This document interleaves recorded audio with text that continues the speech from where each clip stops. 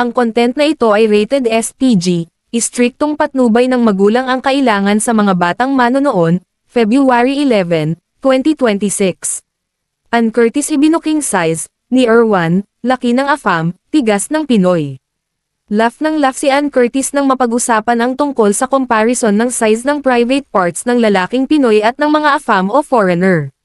Sa guesting ng kapamilya actress at TV host sa Ang Walang Kwentang Podcast, ay kinulit siya nina Direk Antoinette J. The One at JP Habot ng bonggang-bongga tungkol dito.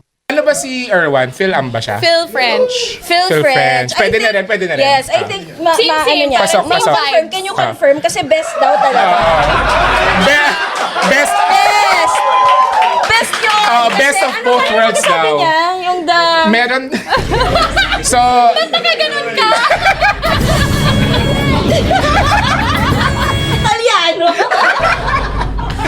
Sigurista! Ano lang, naman ko maalala. sabi niya, best of both worlds daw. Kasi, meron nung laki nung AFAM at may tigas ng Pinoy.